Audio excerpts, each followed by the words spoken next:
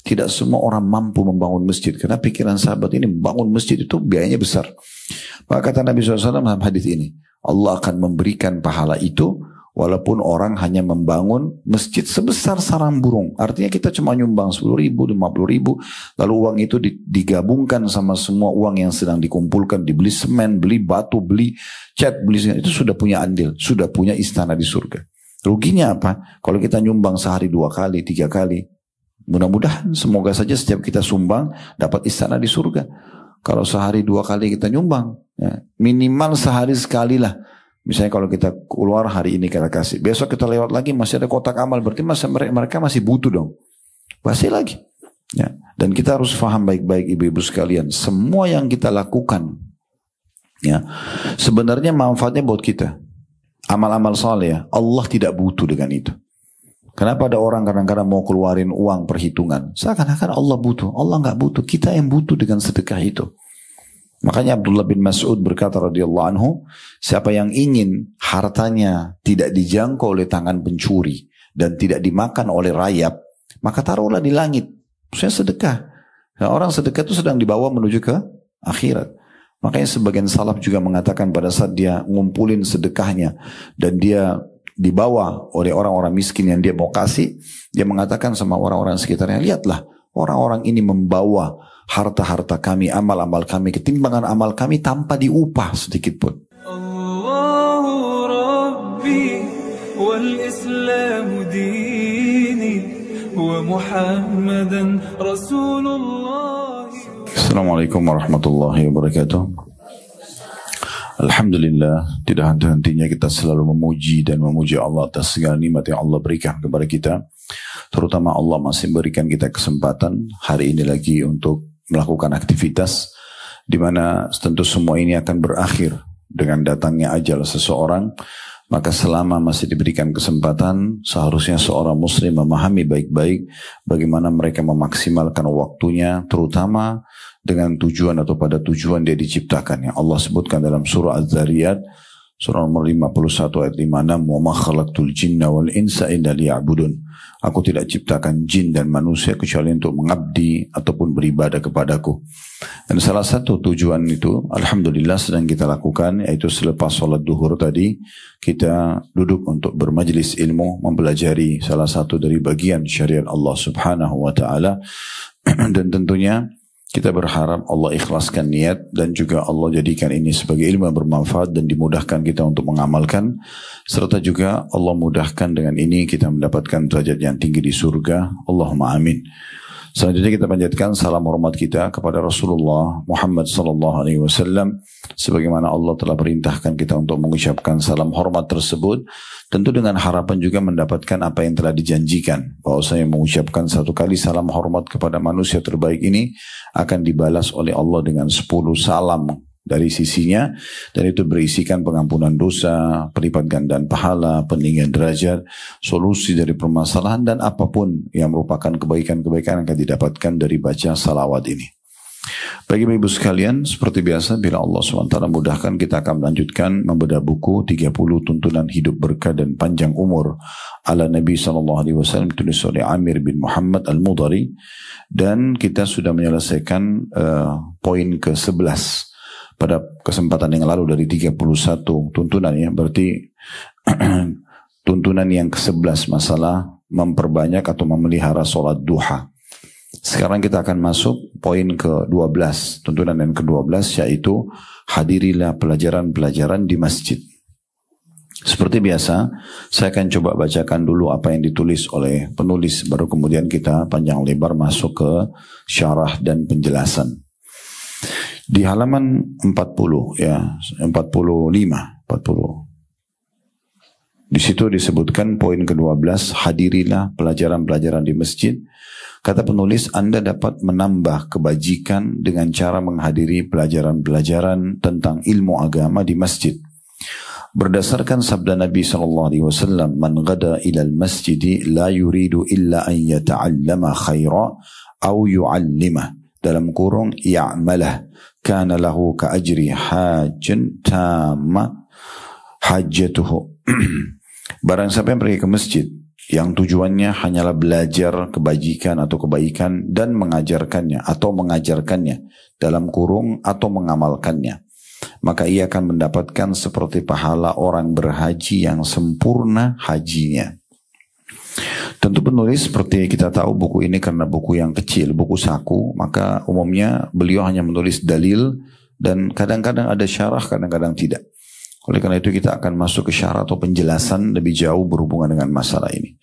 Pertama kita ambil dulu faedah daripada judul yang disampaikan di sini sekaligus hadisnya.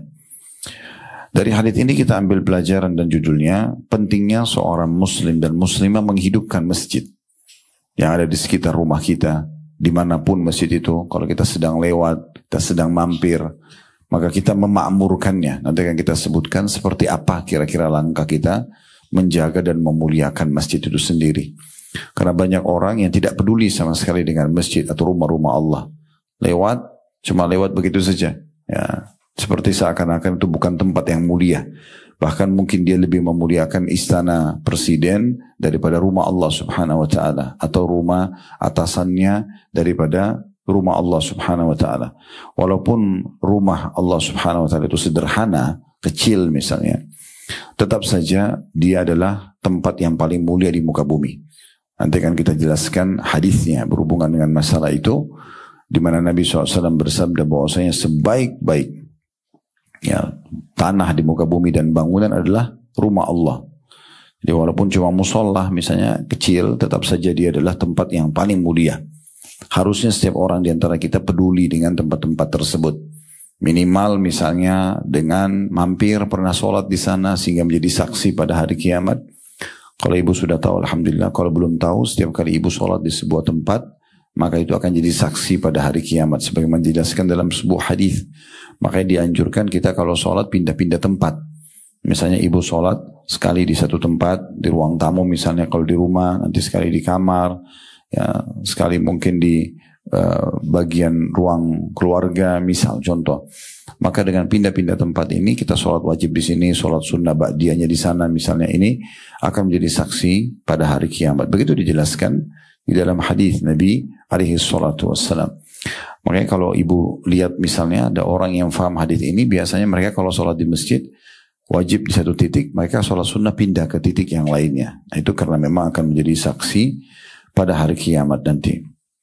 Jadi kita bisa meraih pahala dari situ, misal contoh ya, atau ibu mampir kemudian menyumbang sesuatu, misal menyumbang AC-nya atau kipas angin atau karpet ya, atau Al-Quran, sehingga ada andil kita. Jangan sampai ada masjid dekat rumah tapi kita sama sekali nggak pernah hadir di situ. Walaupun cuma sholat misalnya sekali, karena ibu tetap lebih afdol sholat di rumah, tapi sesekali sholat di masjid di saat lowong misalnya, atau kebetulan mampir, atau kita tahu masjid itu sebenarnya panas tapi kita nggak pernah berpikir padahal Allah limpahkan harta untuk mendinginkan masjid. Zaman sekarang tidak asing walaupun musola kecil sudah biasa kalau pakai AC misalnya, atau kita ngambil alih pembayaran listriknya sehingga kita raih pahala dari masjid tersebut ya.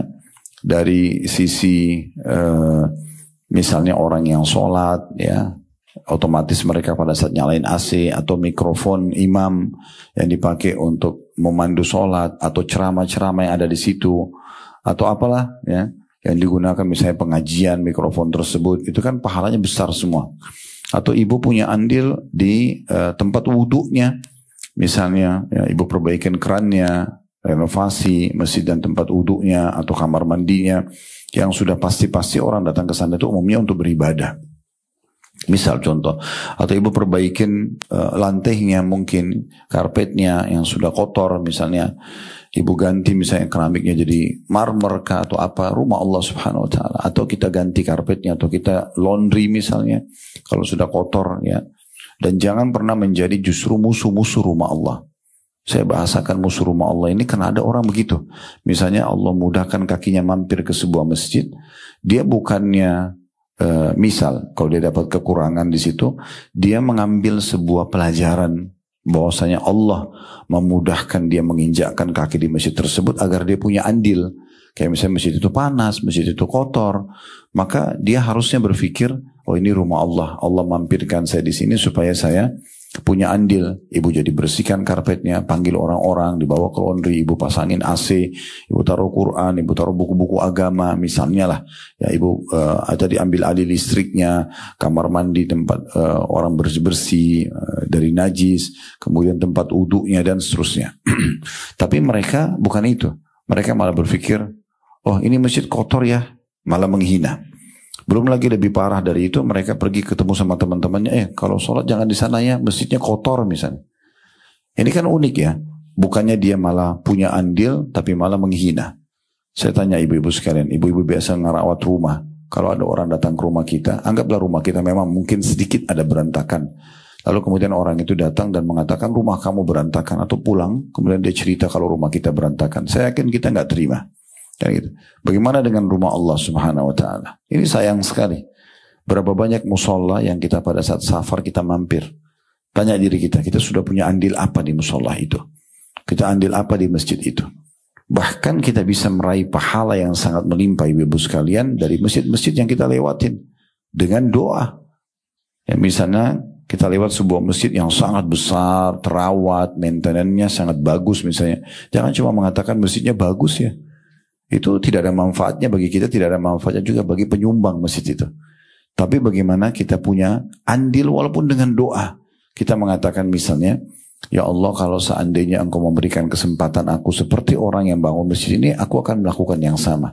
Kalau ibu tulus dalam hati mengucapkan itu, ibu akan masuk ke hadis Nabi SAW yang pernah kita sebutkan. Manusia ada 4 macam. Yang pertama yang paling baik adalah yang Allah berikan ilmu dan harta. Dia udah faham agama, dia kaya raya, kemudian dia habiskan keduanya di jalan Allah. Ilmunya sibuk diajarkan, hartanya pun habis diinfakkan. Ini manusia, kata Nabi SAW, bi'afdalil manazil, tempat yang paling mulia. Kemudian golongan kedua, ini yang perlu kita garis bawahi, orang yang Allah berikan ilmu tapi nggak punya harta. Dia pun tahu teorinya, bangun masjid itu pahalanya besar. Sebagaimana hadis Nabi SAW, siapa yang membangun rumah Allah di muka bumi atau masjid, maka Allah akan bangunkan baginya istana di surga misal. Itu hal yang positif. Dia tahu, tapi dia tidak punya uang. Dia nggak bisa menyumbang. Tapi dia bilang, kata Nabi SAW, tulus dari hatinya, ya Allah kalau seandainya kau memberikan aku kesempatan seperti orang ini, ya maksudnya golongan yang pertama, yang habiskan ilmunya dan hartanya jalan Allah, maka aku akan berbuat yang sama. Kata Nabi SAW, fahuma fi ajri sawa, maka dua-duanya sama pahalanya. Jadi kita bisa raih pahala semua masjid yang ibu lewatin di DKI ini, misal, atau di kota manapun Anda sedang safar, silaturahim keluarga kah, atau ke negeri manapun. Daripada kita cuma mengatakan masjidnya bagus ya, atau tadi sebaliknya masjidnya kotor ya. Lebih baik kita punya andil. Andil kita kalau bagus kita berdoa sama Allah. Kalau seandainya Allah engkau berikan aku kesempatan seperti orang yang bangun ini, aku akan buat yang sama. Bukankah kita pada saat umroh dan haji sering terkagum-kagum melihat Masjid Haram yang sangat besar, rapi, maintenance-nya luar biasa. Masjid Nabawi, setiap tiangnya, lampunya itu setiap hari ada yang datang untuk membersihkan di waktu duha misalnya. Mereka menjaga luar biasa maintenance-nya. Sehingga yang 10 tahun yang lalu masuk di Masjid Nabawi sama sekarang sama saja bersihnya gitu kan. Contohnya. Itu sampai ke toilet-toiletnya juga begitu ada maintenance-nya misalnya.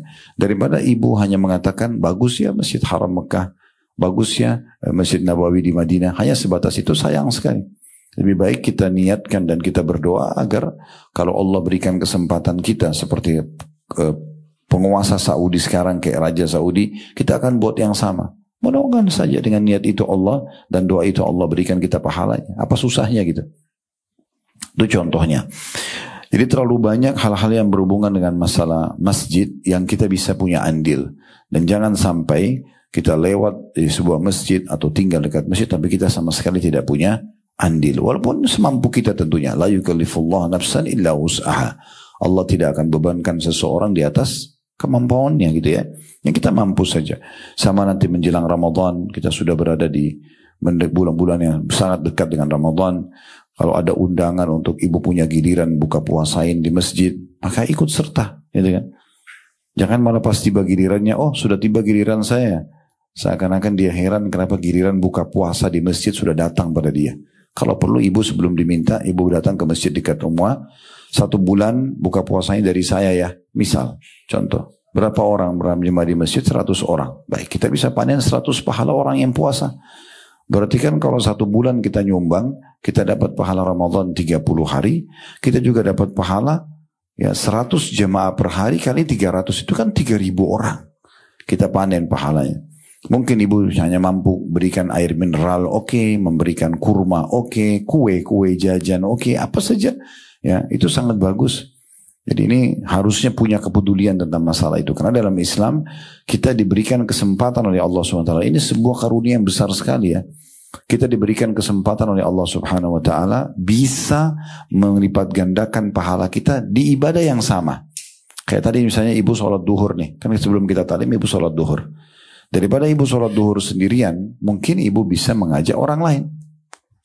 Misalnya mengajak teman-teman, mengatakan sudah masuk waktu duhur atau 10 menit lagi azan duhur ya.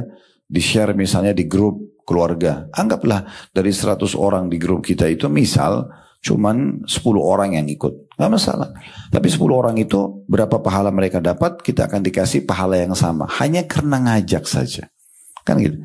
Jadi kita marketingkan ibadah yang sedang kita kerjakan. Daripada kita hanya sekedar pergi umroh sendiri, kita ajak teman-teman kita. Apa susahnya menyebarkan brosurnya atau menyampaikan informasinya. Ini bukan karena ada travel yang kita tawarkan ya. Bukan sama sekali. Bukan itu. Maksudnya ini bicara umum. Ya. Ada Uhud Tour yang disampaikan ke ibu-ibu atau tidak ada pun itu lupain dulu. Kita bicara masalah hukum agama. Ibu bisa sampaikan pengalamannya kepada keluarga, kepada kerabat yang bisa mengerjakan, ya, gitu. Atau ibu mendapatkan satu yayasan itu menawarkan banyak program, ibu juga bisa menawarkan ke orang lain sehingga pahala di ibadah yang sama bisa kita dapat berlipat-lipat ganda dibandingkan hanya dapat satu saja, kan gitu. Contohnya daripada cuma kita yang nyumbang, kita aja orang lain, maka orang lain yang nyumbang kita juga panen pahalanya dan seterusnya. Nah seperti itulah ya. Kalau kita kembali ke rumah Allah Subhanahu Wa Taala, tentu nanti kita akan sebutkan apa saja yang bagus kita lakukan untuk masjid. Di antaranya adalah faedah kedua dari hadis, yaitu salah satu programnya di masjid selain sholat, selain misalnya memakmurkannya dengan kegiatan-kegiatan yang di masa Nabi SAW itu biasa masjid dipakai untuk menyambut tamu misalnya. Ya, saya lihat di Istiqlal kan sering kadang-kadang juga ada tamu-tamu disambut ya, diperlihatkan kepada mereka misal untuk menunjukkan kemuliaan Islam dan fungsi-fungsi masjid. Kita juga dianjurkan untuk belajar di dalam masjid. Nah di sini dikatakan siapa yang pergi ke masjid tujuannya untuk belajar. Ada taklim di masjid, ibu hadir misalnya ya. Atau mengajar. Ya, para ustadz-ustadz kita, para kiai kita yang pergi ke masjid, mereka mengajar agama Allah Subhanahu Wa Taala atau mengamalkan ilmu. Misal ibu sudah dengar tadi, oh tadi ustadz bilang kayaknya kita mesti punya andil di masjid nih. Kita perbaikin renovasi masjidnya, kita pasangin AC, ambil alih pembayaran listriknya, berikan mikrofonnya, misal berikan Al-Quran, apa saja. Lalu ibu praktikin. Nah ini juga masuk dalamnya. Jadi orang yang belajar ke masjid, orang yang mengajar dalam masjid ilmu agama, atau mempraktikkan ilmu agama itu sendiri. Yang ibu lihat di situ dalam kurung ya. Itu di situ dikatakan atau mengamalkan isi ilmu itu. Maka dia akan dapat pahala haji lengkap hajinya. Kita tahu biaya haji mahal. Kita mesti ngulangin waktu berangkat dari Jakarta ke Jeddah 9 jam kalau pesawat yang direct. Belum lagi dari Jeddah proses imigrasi, belum lagi kita naik bus atau naik kendaraan pribadi pun menuju ke Mekah sekitar 1 sampai 1,5 jam. Ya, kalau musim haji bisa sampai 2 jam karena padatnya. Belum lagi kita harus meluangkan waktu 6 hari. Ada 5 hari di Mina, tanggal 8 Zulhijjah, hari Tarwiyah. Kemudian tanggal 10, hari Nahar atau hari Raya Idul Adha. Kemudian 3 hari Tasyrik, 11, 12, 13. Dan 1 hari, tanggal 9-nya di Arafah dan di Muzdalifah. Itu pun butuh ketulusan dan keikhlasan. Ya, perjuangan luar biasa, luangin waktu, keluarkan harta, siapkan energi dan seterusnya. Itu pun dengan keikhlasan baru bisa dapat haji. Tapi di sini perhatikan lafaz terakhir hadisnya. Kalau dia pergi ke masjid, dia memakmurkan masjid itu. Salah satunya dengan belajar atau mengajar atau mengamalkan, mempraktikkan ilmu dalam masjid. Kayak sholat di masjid misalnya, mengaji, zikir, tadi renovasi masjid, siapin buku-buku Al-Quran ditaruh di masjid, karpet, AC, wah macam-macam lah. Bahkan kami punya program di yayasan itu ada dispenser buat masjid. Selama ini kan dispenser paling di tempat pengurus masjid, mereka untuk minum kalau mereka kumpul atau meeting.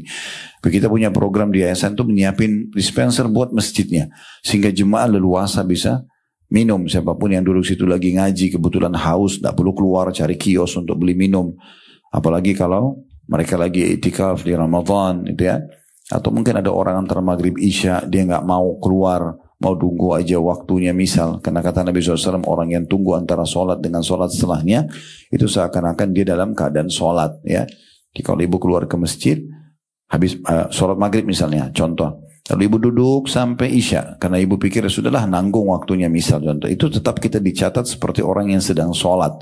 Walaupun kita sudah tidak sholat lagi, sudah salam gitu ya. Karena kita menunggu sholat selanjutnya. Nah, tapi kan mereka bisa maksimal untuk duduk. Mungkin mereka mau buat teh, mereka mau minum air putih misalnya contoh. Nah semua itu bisa. Dan subhanallah dengan ini kita belajar atau kita mengajar, memakmurkan masjid, atau mempraktikkan ilmu di dalamnya, apa yang kita tahu dari syariat Islam, tadi sudah kita berikan contoh-contohnya, maka mendapatkan pahala haji lengkap. Itu ringan sekali, artinya setiap hari bisa kita dapat pahala haji lengkap. Hanya dengan memakmurkan masjid, hanya dengan hadir dalam salah satu program masjid, diantaranya belajar agama di dalamnya. Nah ini berarti kita akan mendapatkan keberkahan dalam umur kita, karena umur yang sama, waktu yang sama kita gunakan, tapi kita bisa mendapatkan pelipat gandaan pahala. Nah seperti itu kurang lebih poin ke-12 atau tuntunan yang ke-12. Baik, sekarang kita coba masuk lebih dalam membahas masalah ini dalam syarah atau penjelasan. Yang pertama yang harus kita perhatikan dalam masalah masjid ini, ibu sekalian, orang yang memakmurkan masjid ini adalah orang-orang pilihan Allah ya. Orang-orang pilihan Allah subhanahu wa ta'ala. Jadi kalau ibu masih punya gerak dalam hati untuk memakmurkan masjid, berarti ibu itu orang-orang pilihan ya. Tapi kalau sama sekali tadi saya singgung di awal pembukaan kita, lewat masjid nggak peduli, bahkan lebih parah masuk ke masjid malah nyala-nyalain masjidnya, masjidnya kotor lah, masjidnya bau lah, masjidnya panas lah.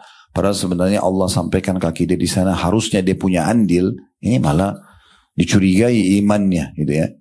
Tapi kalau orang justru peduli dengan masjid, itu luar biasa. Ya. Kita bisa lihat dalam surah An-Nur, surah nomor 24 ayat 36, di mana Allah subhanahu wa ta'ala berfirman, An-Nur, surah nomor 24 ayat 36, Fi buyutin adinallahu an turfa'a wa yudhkara fiha ismu yusabbihu lahu fiha bilgudui wal asal. Bertasbih kepada Allah di masjid-masjid yang telah diperintahkan untuk dimuliakan. Dari ayat ini kita lihat berarti masjid itu dianjurkan untuk dimuliakan. Semua jenis pemuliaan dalam masjid. Ya. Kemudian dan disebut nama-nama Allah di dalamnya.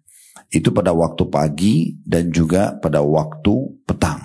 Ya, jadi siapapun yang memuliakan berarti dia sudah menjalankan yang terbaik dari masjid tersebut atau fungsi-fungsi masjid. Dalam hadis Nabi SAW tadi saya sempat menjelaskan, sekecil apapun masjid itu, walaupun coba musola, masjid kecil, mungkin orang biasa menganggap remeh karena bangunannya sederhana sesuai dengan kemampuan donaturnya misalnya, tetap itu adalah tempat terbaik. Bahkan negara, kota, wilayah yang ada masjidnya menjadi tempat yang penuh keberkahan. Sebagaimana hadis Nabi SAW diriwayatkan Imam Muslim, ahabbul biladi ilallahi masajiduha. Sesungguhnya tempat yang paling dicintai oleh Allah di sebuah wilayah, sebuah kota, sebuah wilayah, sebuah desa adalah masjid-masjidnya. Itu tempat yang paling mulia. Wa abghadul biladi ilallahi aswaquha. Dan tempat yang paling Allah benci adalah pasar-pasar.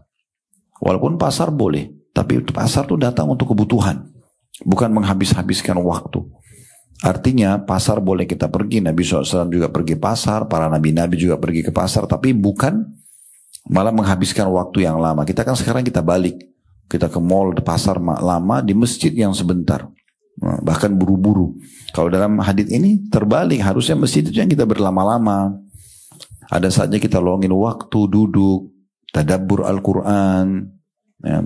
Kemudian berzikir kepada Allah, memperbanyak doa-doa, gitu kan. Duduk dengan orang-orang soleh dan soleha di sana, ngobrol dengan mereka itu, atau peduli dengan apa yang dibutuhkan oleh masjid. Itu semua masuk dalam hal yang mendasar sebenarnya. Kemudian selanjutnya kita akan coba lihat kira-kira seperti apa ya yang harus kita lakukan dalam masjid atau buat masjid. Yang pertama, ibu usahakan punya andil dalam pembangunan masjid. Itu usahakan selalu punya andil. Andil ya, andil artinya bukan ibu harus bangun full semuanya. Kalau ibu bisa bangun full, alhamdulillah. Sebagai contoh misalnya andil, tidak asing bagi kita, di Indonesia sering kita lihat setiap masjid butuh bantuan taruh kotak amal di pinggir jalan. Ya, sekarang pertanyaannya, apakah setiap kita lewat selalu kita nyumbang? Dan itu. Kalaupun iya Ustaz, pokoknya dekat rumah saya ada kotak amal, saya setiap lewat saya nyumbang. Misalnya pagi keluar saya nyumbang. Baik, pertanyaan selanjutnya, apakah ibu lakukan itu setiap hari? Selama kotak masih ada. Biasa setan bisikin kita, kan kemarin sudah saya nyumbang 50.000. Ya. Itu kemarin, malaikat sudah catat. Tidak usah khawatir, gak hilang pahalanya. Hari ini bagaimana? Bahkan kalau mau lebih peka, dalam sehari, kalau kita lewat di tempat yang sama, misal 2 kali, sekali kita pergi, sekali kita pulang. Kita pergi ke Sumbang 50.000, 100.000, pulang kasih lagi. Gak ada masalah. Karena kita akan mendapatkan apa yang dijanjikan oleh Nabi SAW. Sebagaimana kata Nabi SAW dalam hadis riwayat Ibnu Majah, Man bana masjidan lillahi kamafhasi qatatin aw asghara banallahu lahu baitan fil jannah. Siapa yang membangun masjid karena Allah walaupun hanya seukuran sarang burung kecil saja, ya, atau tempat burung bertelur, 1 telur biasanya kecil sekali ya, atau lebih kecil dari itu, maka Allah akan bangunkan baginya istana di surga. Dalam sebuah athar yang lain disebutkan, pernah ada sahabat waktu Nabi SAW mengatakan, Man bana masjidan lillahi banallahu baitan fil jannah.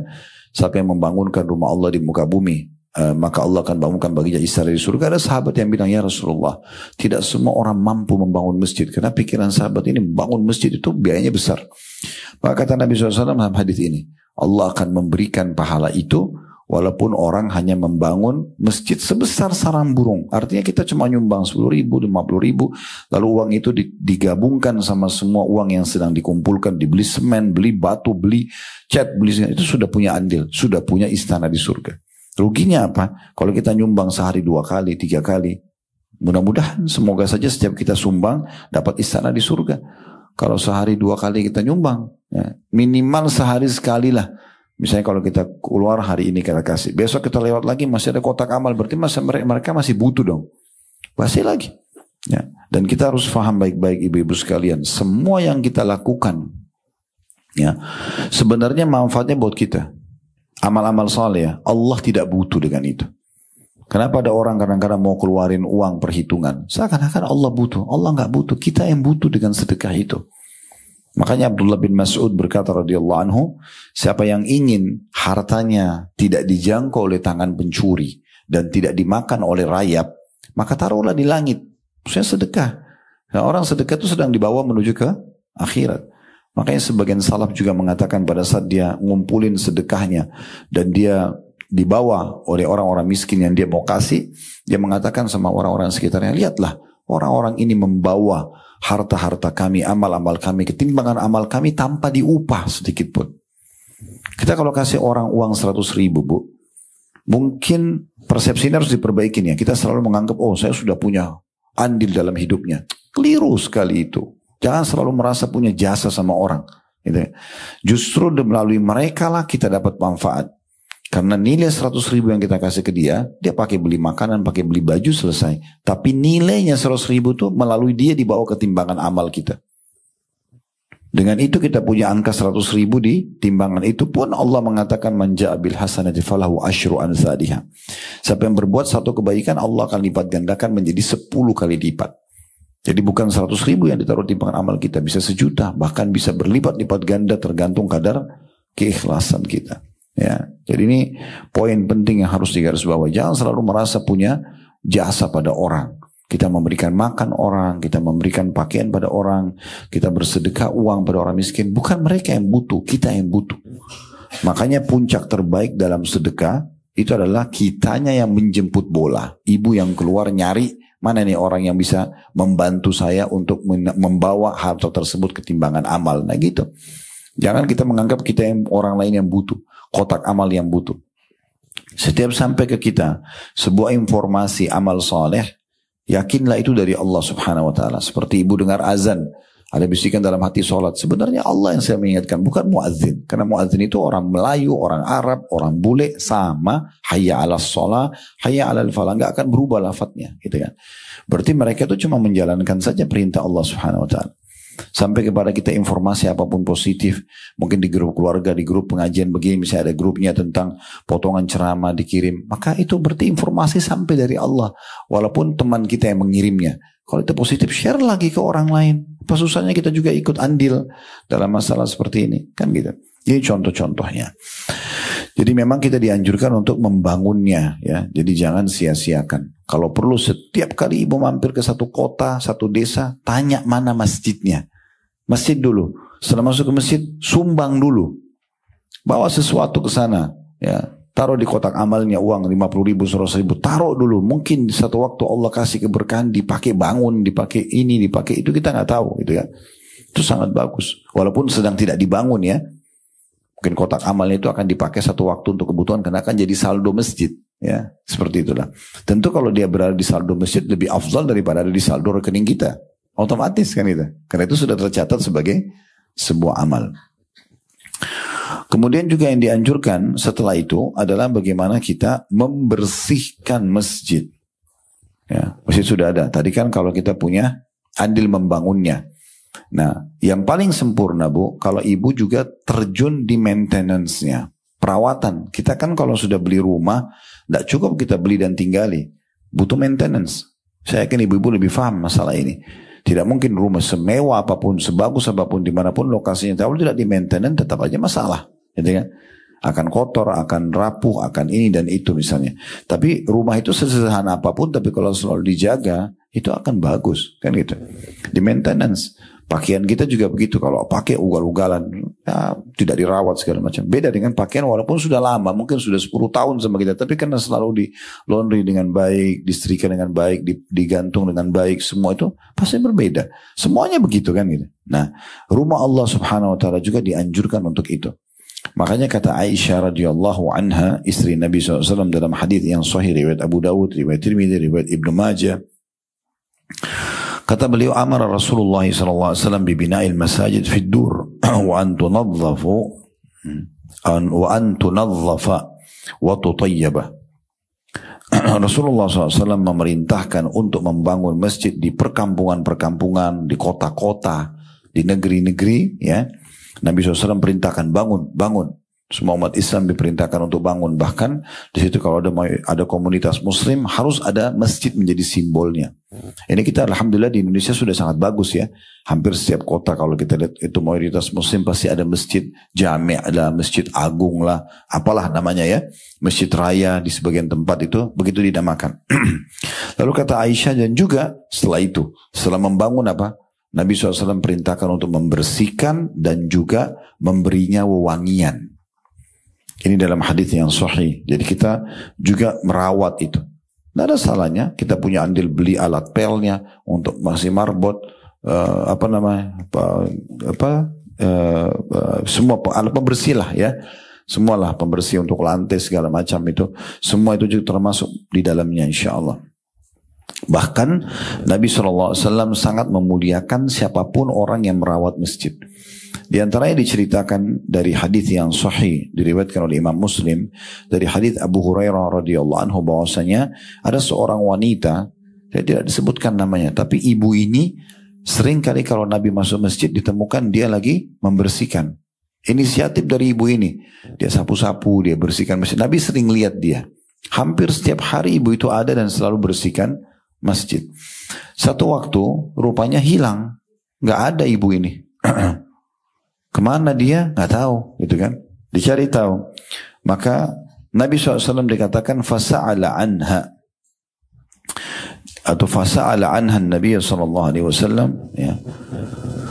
Fasa'ala anha Nabi sallallahu alaihi wasallam faqalu matat faqala afala kuntum adantumuni فكأنهم صغروا أمرها فقال دلوني atau dulluni ala qabriha fadalluhu fasalla alaiha. Bahwasanya Nabi SAW setelah kehilangan ibu itu, nggak kelihatan dia ada di masjid yang biasa bersih-bersih. Ibu tanya, mana ibu itu? Maka para sahabat mengatakan, ya Rasulullah, ibu itu sudah meninggal. Jadi kebetulan hari yang sama meninggal. Nabi SAW tanya, udah nggak kelihatan di mana dia? Maka bilang meninggal. Lalu kata Nabi SAW, kenapa kalian tidak menginformasikannya kepadaku? Kenapa tidak mengabari tentang kematiannya? Maka dalam riwayat ini dikatakan para sahabat seakan-akan mau menganggap remeh gitu loh profesi ibu ini, karena dia membersih-bersihkan masjid itu ya. Maka Nabi SAW mengatakan tunjukkan di mana kuburannya. Maka Nabi SAW pun menuju ke sana dan mensolatinya gitu ya. Kemudian juga yang harus diperhatikan yang selanjutnya ya, adalah bagaimana, tentu di sini juga perlu ada di garis bawah ibu ya. Jangan ibu juga bangun masjid tapi diniatkan dengan sombong-sombongan ya, untuk pamer, tuh masjid tanah saya yang bangun, atau memang dimegahkan masjid tersebut, tapi kita sendiri nggak pernah makmurkan ya, kita malah cuma jadikan bahan riya. Itu juga dilarang ya oleh Nabi SAW. Jadi memang harus diikuti ya dengan kita menghidupkannya. Dalam riwayat yang sahih diriwayatkan oleh Abu Dawud, ya, Tirmidzi, Ibnu Majah, kata Nabi SAW, la taqumus saatu hatta yatabahan nasu fil masajid. Tidak akan terjadi kiamat sampai orang-orang pada berbangga-bangga dengan masjid yang dia bangun. Itu tanda-tanda hari kiamat. Jadi tidak ada faedah buat dia, tidak ada pahalanya ya. Dalam riwayat Anas dikatakan yatabahawuna biha thumma la ya'murunaha illa qalila. Mereka saling berbangga-bangga dengan masjid yang mereka bangun dan akhirnya mereka tidak memakmurkan kecuali sedikit. Mereka sendiri tidak hadir sholat, mereka tidak hidupkan apa-apa. Pokoknya yang penting dia sudah pernah bangun masjid aja. Nah itu yang harusnya diperhatikan baik-baik. Allah Subhanahu wa taala juga dalam surah At-Taubah ayat 18 ya, menyatakan bahwasanya masjid itu, tadi saya bilang ya, ini ayat yang menjelaskan tentang orang-orang yang hatinya cenderung mau mengurus masjid, mau memakmurkan masjid, mau membangun masjid, mau merawat masjid, tadi mewangikan, membersihkan. Itu adalah dianggap orang-orang yang sempurna imannya. Dalam surah At-Taubah ayat 18 Allah SWT berfirman, innama ya'muru masajidallahi man amana billahi wal yawmil akhir wa aqama as-salata wa ata az-zakata wa lam yakhsha illa Allah fa'asa ulaika an yakunu minal muhtadin. Hanya yang memakmurkan masjid-masjid Allah ialah orang-orang yang beriman kepada Allah dan juga hari kemudian, serta tetap mendirikan sholat, menunaikan zakat, dan tidak takut kepada siapapun selain kepada Allah. Maka mereka orang-orang yang diharapkan termasuk golongan yang mendapatkan petunjuk. Golongan yang mendapatkan petunjuk. Dan tentunya Nabi SAW dalam masalah membersihkan masjid ini, kita harus memperhatikan ya, tidak boleh meludah sembarangan atau mengotori masjid ya. Apa sajalah, buang tisu, apa, botol bekas minuman, ini semua masuk dalam larangan sebenarnya. Walaupun hadits-hadits yang berhubungan dengan masalah ini adalah larangan untuk meludah dalam masjid, karena di masa dulu orang masih belum pakai keramik atau granit atau marmer kayak kita sekarang, tanah. Di masa Nabi SAW itu pernah ada Nabi temukan orang yang meludah dan kelihatan meludahnya di lantai di tanah masjid. Maka Nabi SAW marah. Kemudian beliau menutup dengan tanah, ya kan gitu. Dan beliau mengingatkan dengan banyak hadis masalah ancaman orang yang berdosa kalau dia mengotori masjid itu ya. Dan cara menghilangkan hukuman dosa itu, dia harus mengubur ludahnya tadi. Kalau kita mungkin membersihkan. Jadi kalaupun harus membersihkan hidung kalau lagi flu atau dahak ya, itu dia pakai tisu lalu ditaruh di kantong kita, disimpan. Jangan sembarangan diberantakin di masjid ya. Ini termasuk hal yang harus diperhatikan. Baik, termasuk hal yang diperhatikan dalam masjid adalah yang tadi kita bahas, masalah mengurus masjid ya untuk para penuntut ilmu. Nah, ini cukup banyak tadi kita rincikan. Misalnya ibu siapin mikrofon untuk taklim, meja untuk taklim, gitu kan. Mungkin ada mukafa atau bayaran buat ustadz yang ceramah di situ. Kan setiap masjid atau khatib Jumat. Kan setiap Jumat itu pasti akan ada khatib yang khutbah. Berapa ratus, berapa ribu orang yang sholat Jumat di situ, kita bisa punya andil dengan cara kita yang menyiapkan mikrofonnya, misalnya dipakai, atau kita menyiapkan mimbarnya. Itu mimbar di masa hidup Nabi SAW, Bu. Yang menyumbang mimbar Nabi pertama kali itu seorang ibu, seorang wanita. Yang waktu itu Nabi SAW seringkali kalau khutbah itu beliau sandar di batang pohon kurma. Jadi masjid Nabi itu kan ada mihrabnya. Nah di mihrab itu ada tiang batang pohon kurma, itu yang sudah ditebang atasnya, ditebang akarnya, jadi sudah tinggal batangnya doang, ditancapin. Nabi SAW seringkali kalau beliau mau khutbah atau mau menyampaikan wahyu yang sedang turun, beliau bersandar di batang pohon itu.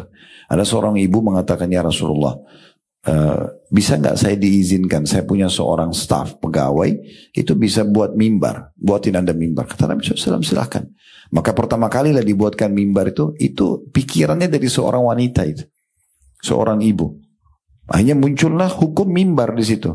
Dan ini ibu ini panen pahala, hanya nawarin doang gitu. Bermula di awalnya gitu. Setelah Nabi SAW pakai mimbar, karena Nabi adalah panutan umat, semua umat sekarang pakai mimbar, ibu ini panen pahala. Ditawarkanlah mimbar, lalu dibuatlah 3 anak tangga mimbar. Dan mimbar Nabi SAW dipakai oleh Nabi, dipakai pula oleh Abu Bakar dan Umar.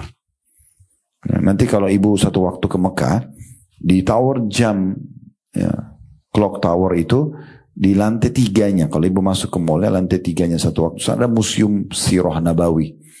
Mungkin bayarnya kalau tidak salah antara 30 sampai 40 real. Ibu bisa sejam di dalam. Nah salah satunya itu ada diperlihatkan miniaturnya atau duplikat dari mimbar Nabi awal. 3 anak tangga. Terus pegangannya itu mirip dengan buah delima gitu kan. Ukurannya seperti apa. Itu di riwayat, dinukil, dibuatin seperti miniatur itu. Ditaruh dalam situ supaya kita lihat gitu ya. Makanya namanya Museum Sirah Nabawi. Ibu juga bisa lihat bagaimana bentuk rumahnya Nabi di masa itu. Kita masuk satu ruangan seperti kita dalam rumah Nabi. Ini tempat tidur Nabi dulu, ini tempat tidur Aisyah, rumah Nabi 2 lantai, ini tangganya, ini segala macam lah. Itu dijelasin di situ. Tapi mimbar itu dibuatkan miniaturnya gitu ya. Itu salah satu hal yang baik. Apalagi dipakai khutbah Jumat, dipakai ceramah, dipakai ingatkan umat lah ya. Panggilan muadzin kadang-kadang kalau pakai mikrofon itu dipakai. Juga bisa berhubungan dengan masalah menyiapkan, mungkin ibu mau dapat pahala dengan menyiapkan snacknya buat ustadz penceramanya, atau mau menyiapkan untuk para penuntut ilmu yang hadir di masjid ya. Ada juga orang biasa begitu, dia nyumbang banyak sekali berhubungan dengan masalah ini. Seperti misalnya dia nyumbang makanan, minuman ya. Mungkin ada juga orang dia coba ya untuk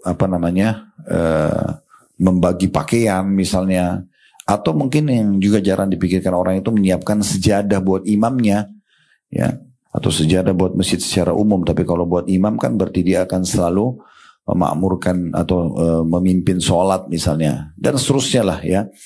Atau mungkin berkembang lebih jauh daripada itu, setiap pengajar penuntut ilmu ini, para dai-dai kayak kami di yayasan itu buat program motor dai.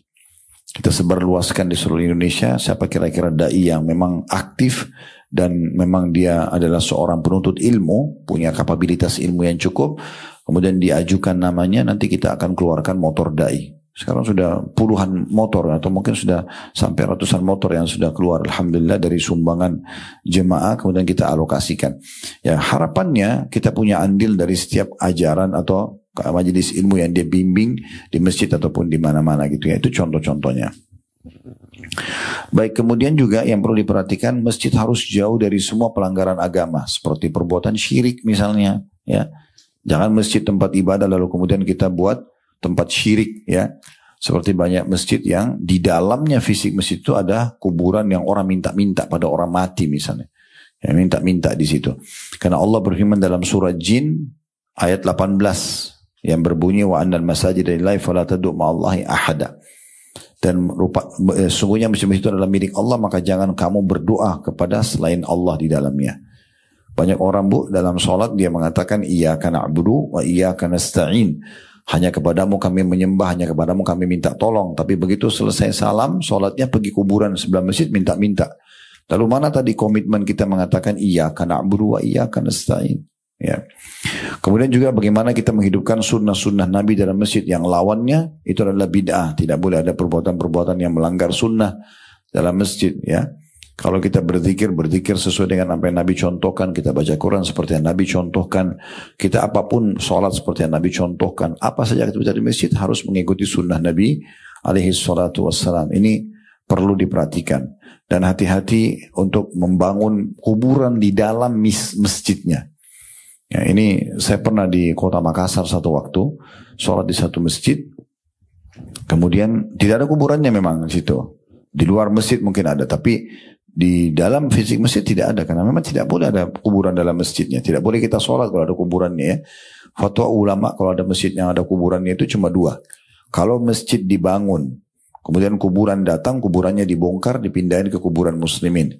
Kalau kuburan dulu ada, lalu masjid dibangun untuk kuburan itu, seperti banyak orang buat khurafat sekarang begitu, dijadikan sebagai sumber income mereka, gitu ya. Maka ini harus masjidnya tidak dipakai. Karena memang masjid itu bukan untuk sholat, tapi untuk kuburan tadi. Ini tidak boleh. Maka ini cukup banyak ya, orang yang melakukan perbuatan-perbuatan seperti ini tidak dibolehkan. Dan kata Nabi SAW, la'anallahu al-yahuda wa nasara ittakhadu kubur anbiya'ihim masajid. Semoga Allah melaknat kaum Yahudi dan Nasrani karena mereka menjadikan kuburan Nabi mereka sebagai tempat ibadah. Hadis riwayat Bukhari dan juga Muslim. Di antara hal larangan yang dilarang itu Bu adalah orang yang suka bertengkar-tengkar, ribut-ribut dalam masjid. Masjid itu tempat untuk tenang ya, untuk betul-betul khusyuk. Gak boleh ribut-ribut. Termasuk hati-hati dengan ringtone handphonenya ya. Masuk masjid di silent. Jadi jangan nanti lagi sholat bunyi lagu dangdut, lagu pop gitu. Kadang-kadang begitu ya. Atau lagi khutbah Jumat, ini harusnya diperhatikan. Jadi di silent, kalau mau dimatikan lebih bagus, tapi kalau di silent sudah cukup. Yang penting tidak ada suara yang bisa mengganggu orang yang sedang sholat. Ya. Ada sebuah riwayat disebutkan bahwasanya As-Sa'id bin Yazid Al-Kindi berkata, aku pernah berdiri dalam masjid dan ketika itu ada seseorang melemparku dengan kerikil dan aku melihat ternyata dia adalah Umar bin Khattab radhiyallahu anhu. Jadi orang ini menceritakan As-Sa'ib ya. As-Sa'ib ini bin Yazid Al-Kindi ini seorang tabi'in. Dia lagi duduk, ada yang lempar dia dengan kerikil. Waktu dia balik ternyata Umar bin Khattab yang melempar dia. Lalu Umar berkata kepadanya, atau dia bercerita, kepadaku, pergilah dan datanglah pada kedua orang itu. As-Sa'ib lalu mengatakan, aku pun membawa dua orang tersebut. Maksudnya Umar bin Khattab melempar ke orang itu, ke As-Sa'ib ini, coba kamu pergi ke dua orang yang di sana. Dua orang itu rupanya lagi ada masalah nih. Ya Umar suruh datang. Datanglah As-Sa'ib ini kepada dua orang tersebut. Kemudian Umar berkata, siapa kalian berdua? Setelah dua orang itu datang, dari mana kalian berdua ini? Mereka menjawab, kami dari penduduk kota Taif. Ya. Maka Umar mengatakan, lau kuntuma min ahlil baladi lauja'tukuma tarfa'ani aswatakuma fi masjid Rasulullah sallallahu alaihi wasallam. Andai saja kalian berasal dari kota ini, maksudnya Madinah, maka pasti aku akan memukul kalian berdua. Bagaimana bisa kalian berani mengangkat suara kalian di masjid Rasulullah sallallahu alaihi wasallam? Walaupun hadis ini berhubungan dengan masalah masjid Nabi, tapi semua masjid berlaku. Kata ulama berlaku padanya, tidak boleh kita ribut-ribut dalam masjid. Maksud masjid itu tenang. Yang paling sering itu adalah ngobrol.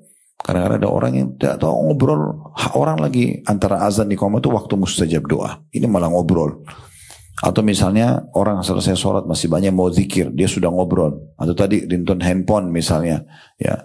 Atau dia sibuk terima telepon. Ini semua di luar masjid dilakukan, bukan dalam masjid, sehingga jangan mengganggu orang lain. Termasuk yang dilarang dalam masjid yang harus diperhatikan adalah tidak boleh transaksi jual beli, ya. Online atau offline, ya. Kalau mau bayar mau ini di luar masjid. Ya, karena memang dalam hadis Nabi SAW diriwayatkan Tirmidzi dengan sanad yang sahih, kata Nabi SAW, "Idza ra'aitum man yabi'u aw yabta'u fil masjid faqulu la arbahallahu tijaratak wa idza ra'aitum man yunshidu fihi dhallatan faqulu la raddallahu alaik. Bila engkau mendapatkan orang yang jual beli di dalam masjid, maka katakanlah ya kepadanya, semoga Allah tidak memberikan keuntungan pada perniagaanmu. Kita disuruh doakan supaya tidak untung itu. Ya. Kemudian dikatakan, dan bila engkau menyaksikan ada orang yang mengumumkan kehilangan barangnya dalam masjid, maka katakan, semoga Allah tidak mengembalikan barangmu yang hilang. Gitu. Jadi masjid bukan tempat iklan barang hilang. Gitu kan. Ini juga penting untuk digarisbawahi. Nah sekarang yang kita garisbawahi adalah masalah transaksi jual beli. Jadi ibu kalau mau beli sesuatu lagi dalam masjid, keluar aja dulu ke terasnya, keluar ke halaman, kembali ke kendaraan kita, baru transaksi. Di masjid fokus untuk memberikan haknya Allah subhanahu wa ta'ala. Online pun sama. Gitu kan? Transaksi apapun. Beda kalau kita memang harus transfer uang ke keluarga. Itu beda. Donasi, tidak masalah. Yang dibahas transaksi jual beli. Ibu beli baju, ibu beli apa. Di handphone walaupun online tetap transaksi jual beli. Ini harus dihindari. Ya. Kemudian juga yang perlu digarisbawahi, ya tidak boleh orang junub masuk dalam masjid. Orang dalam kondisi junub, ya, sebagaimana haid, nifas, nggak boleh masuk dalam masjid, ya. Dan Allah SWT berfirman dalam surah An-Nisa ayat 43, ya ayyuhalladzina amanu la taqrabus salata wa antum sukara hatta ta'lamu ma taqulun wa la junuban illa abiri sabil hatta taktasilu. Hai orang-orang beriman, jangan kamu salat sedangkan kamu dalam keadaan mabuk, sehingga kamu mengerti apa yang kamu ucapkan, dan jangan pula hampiri masjid sedang kamu dalam keadaan junub, terkecuali sekedar berlalu saja hingga kamu mandi. Ini nggak boleh orang junub masuk ke dalam masjid sebagaimana disebutkan dalam firman Allah SWT ini. Tidak boleh juga masuk dalam masjid, Bu, dalam kondisi badannya bau, mulutnya bau, bau makanan, ya, bau kotor, bau badan yang tidak enak, itu dilarang dalam Islam. Artinya bukan juga kita harus semerbak banget, bawa parfum yang begitu luar biasa tajam, bukan itu. Ya, apalagi wanita, ya, dianjurkan untuk tidak. Tapi jangan habis makan bawang, makan pete, ya, atau apa, belum sikat gigi, belum kumur-kumur masuk ke masjid, sholat, menguap lagi, ya, sendawa lagi di masjid, ganggu orang di sebelah, gitu kan. Atau mungkin dia belum mandi, badannya bau, keringatan, gitu kan. Karena ada hadis yang menyebutkan masalah itu dalam hadis Bukhari Muslim, man akala min hadis syajara yakni thum fala yakrabanna masjidana. Barang siapa yang makan tanaman ini, maksudnya bawang, maka janganlah mendekati masjid kami. Nah, dilarang oleh Nabi SAW mendekati atau masuk ke dalam masjid sementara ada baunya, gitu ya. Dan juga kita tahu dalam Islam dianjurkan untuk memakai pakaian yang bersih, penampilan yang bersih, ya. Sebagaimana Allah mengatakan dalam Al-Quran, ya Bani Adam khudu zinatakum inda kulli masjid. Hai anak Adam, ambillah pakaian terbaikmu pada saat kamu menuju ke masjid. Ya, pakaian yang bersih, yang wangi, yang bersih, ya. Itu semua bagian daripada hal yang dianjurkan, gitu ya. Dan kita dianjurkan justru memperbanyak zikir. Ada doa pada saat masuk masjid, ada doa pada saat keluar dari masjid, ya. Kemudian ada anjuran untuk memuliakan dengan sholat tahiyat masjid, ya. Semua itu karena tujuannya memuliakan masjid, ya. Kita tahu ada doa pada saat masuk masjid, baca bismillah wassalatu wassalamu ala rasulillah, ya. Lalu kemudian kita baca, ada banyak pilihan diantaranya bisa langsung Allah maftah li abwaaba rahmatik, ya Allah bukakanlah bagiku pintu-pintu rahmatmu. Ada juga a'udzu billahil azim, aku mohon kepada Allah yang maha agung, wa wajhil karim, dan wajahnya yang mulia, wa sultanil karim, dan kerajaannya yang abadi, minasyaitonir rajim, dari syaitan yang terkutuk, Allah maftah li abwaaba rahmatik, ya Allah bukalah untukku pintu rahmatmu. Itu doa pembukaan, kita minta dibuka pintu rahmat, masuk dengan kaki kanan adabnya, keluar dengan kaki kiri. Nah, kaki kiri nanti kita baca pada saat keluar bismillah wassalatu wassalamu ala rasulillah, dengan menyebut nama Allah, salawat kepada Nabi SAW, Allah maftah di abwaba fadlik, ya Allah bukakanlah aku pintu-pintu rezekimu, karuniamu, Allah ma'asimni minasyaitonir rajim, ya Allah selamatkan aku dari syaitan-syaitan yang terkutuk, ya, atau terajam, gitu ya. Dan tentu kita tahu juga kita dianjurkan antara azan iqamah berdoa, ya. Jadi antara azan iqamah itu maksimalkan berdoa. Handphone nanti habis sholat bisa, gitu ya. Kecuali darurat sekali. Tapi kalau bisa masuk masjid memang mau fokus sholat, luangkan aja waktu. Ya. Dan juga tentu kita maksimalkan dengan tahiyat masjid. Kata Nabi SAW, "Idza dakhala ahadukum masjid fala yajlis hatta yusalli raka'atain."